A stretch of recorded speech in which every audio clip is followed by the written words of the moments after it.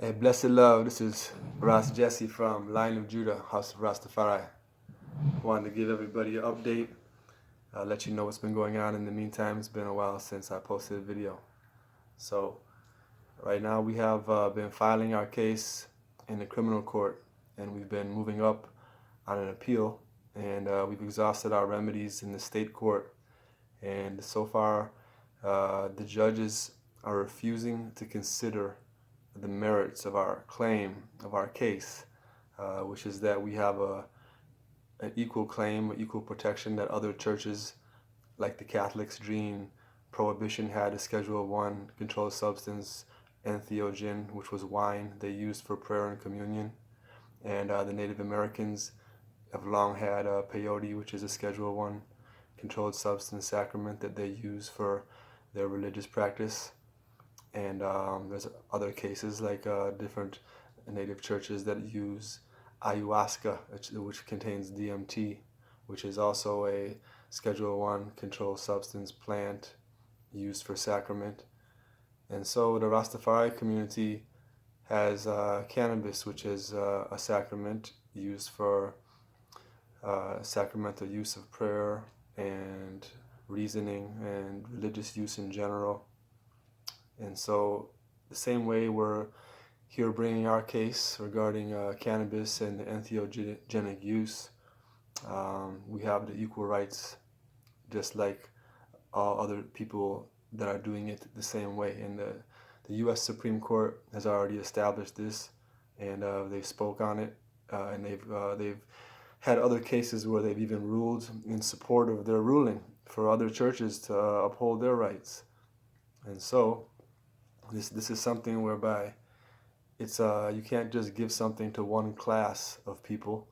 For instance, people have tried to argue in the past that the Native Americans are a special class of people, so they have peyote and they can use it and nobody else can. But those things were proved to be wrong through successive court filings.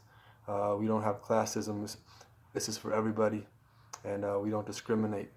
And in the same way, dealing with the culture and the ancient indigenous use, the Native Americans have indigenous practice that's been going on here in America for quite some time, even in the thousands of years. And even if you consider the biblical connection with Rastafari and Ethiopia and the Shemites, the true Shemites, the kings of Shem, the kings of Judah, and the Israelites that have a kingdom in Ethiopia through the union of King Solomon and the Queen of Sheba's firstborn son, Menelik. So this biblical tradition with Rastafari in the lineage of the true Shemites and the early Christians, the Nazarene tradition, even the Desert Fathers that you might be familiar with, that were after the times of Christ and the apostles.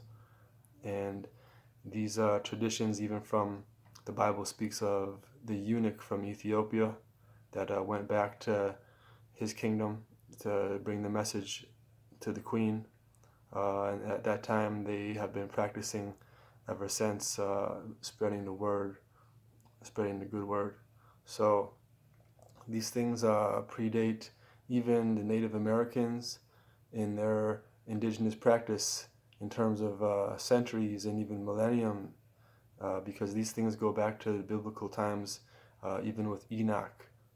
And you can read about even the stories recorded in Genesis about the garden, and you can read on the first page of the Bible about the blessing that everything was good, and everything regarding the green herb, especially the green herb, the one that has seed, that bears seed after its own kind, those will be for man, human beings to have for food and for their own health.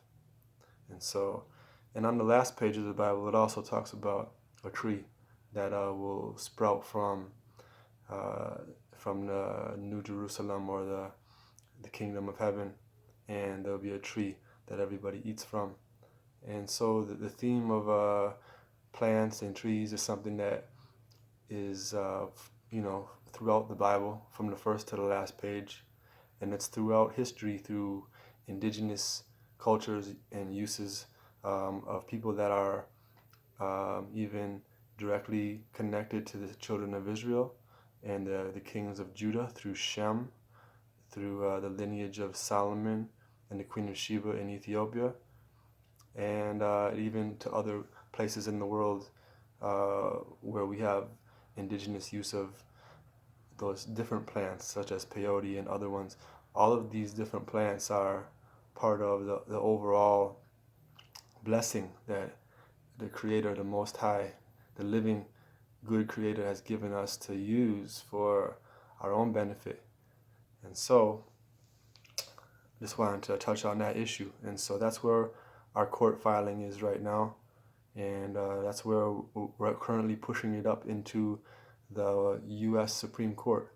So there's going to be a filing soon, within probably the next month, that will come out, and I'll file habeas corpus, and we're going to bring these issues back to the U.S. Supreme Court.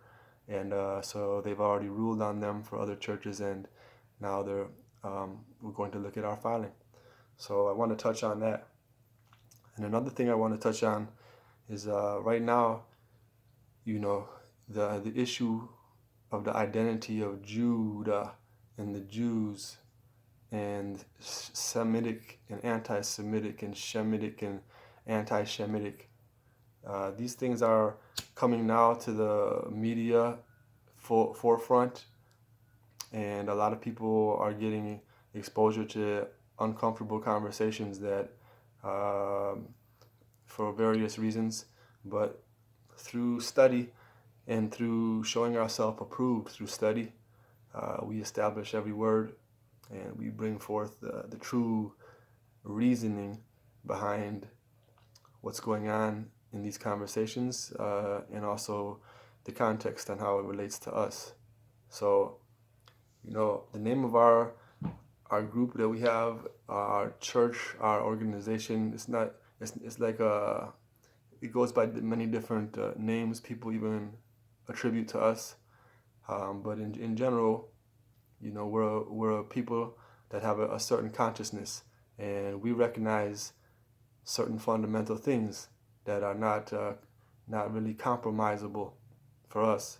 So one of those things is that we see the kings of Ethiopia, Haile Selassie the first, the kings before him, as successive rulers in the biblical history of King David, the earth's blessed man that God made his kingdom established after his righteousness, after his own heart. And all the blessings of David's kingdom was, God said he would always have an offspring from him ruling on the throne through all generations. And so in these modern generations, we know that King David, his son was Solomon. And Solomon, after he was a king, his first wife, the Queen of Sheba, through their firstborn son together, inherited his blessing, and the kingdom and the story and the narrative moves to Ethiopia. And you can read about that in the Kebra Nagast, which is the glory of the kings of Ethiopia, and the Queen of Sheba and her only son, Menelik. So this history of the kings of Judah, the kings of the Jews, of Yahudi, or people call Jewish, but it's not a Jewish, because Jewish is more like childish. It's like a child, but it's not a child. So what people identify as Jew, Judah, Yehuda, is something that comes from particularly a man in the Bible that was named Yehuda or Jehuda, and he was one of the tribe of the children of the tribes of Israel, Jacob, who was renamed Israel. And those children of Jacob of Israel, one of those was named Judah. And so Judah had a distinct role in the Bible, where he and his lineage and the people that followed from the tribe the genetic tribe, people of Judah, those people had a certain king, and they separated also from the other tribes of Israel. And the king of Judah was often referred to as the king of Israel or the king of Judah. And but there was also times where there was division, where the people of Israel were not respecting the king of Judah, because the king of Judah, the brother in the Bible, Judah, was given a blessing also, like David. And the blessing of Judah was that he would be basically the leader of his other brothers, and he would be the one who his brothers acknowledged and they respected. And so he would also be the one to keep the law. And so it's important when you're dealing with the law of the Bible and the Torah and the scriptures. The king of Judah was the law keeper, the one that was not deviating. So at times there was deviation in the Bible, and people end up going through their struggles of redemption or their downfall. But regarding this story with Ethiopia, what we have is a kingdom that's been existing since ancient times, and it's a remnant of the tribes of Judah, the Jews, the real Shemites that come from Noah's son Shem. Because Noah had 3 sons, Ham, Shem, and Japheth. And so there's another group of people that come from Ham, and there's another group of people that come from Japheth. And so with the mystery of this word that everybody's getting excited about, the Jews and Judah, the people that are modern day Jewish people are majorly, about 90% or 95%, claim to be descendants of Ashkenaz, which Ashkenaz is the grandson of Japheth, the brother of Shem. So there's Shemetic and then there's Japathetic people that come from Japheth and Gomer and Ashkenaz. Those are a European branch of people that converted to Judaism, the religion, some few hundreds of years ago, but not the genetic people that come from Shem and also from the tribe of and the people of Jehudah, from the brother in the Bible, one of the 12 brothers, Judah. So we look to Ethiopia and we see a king and a kingdom of people represented by the ancient blood connection and religious practice of the ancient tribes of Judah, the Jews, and also a Christian kingdom. In fact, the earliest Christian kingdom on earth before all other kingdoms is Ethiopia. So it's a kingdom that is not just something Rastafari where it's new and this is just on the scene. It's just those things which have been hidden must be revealed even unto these generations. So I wanted to just touch on that because the issue with Kanye and with Kyrie Irving has been in the news, and a lot of people are taking opinions and breaking and losing friendships, making friendships, and finding themselves in trouble with different narratives that are being produced. So as for us, we love the Shemites. Shemites includes also Arabs, and in general, the definition of the Shemetic is those things which come from an Afro-Asiatic culture, language, people. So it's a subgroup of African culture or Afro-Asiatic culture. And so those things pertaining to the Shemites are language and culture, the history of the Shemites. You can read about those things in the Bible. Ethiopia is a living proof of the kingdom that has been living within those realms and those people for thousands of years, along with those people of Judah. And so there's a lot of finger pointing going on in the Bible right now, not in the Bible, but in the media regarding these things, and these things are spoken of in the Bible.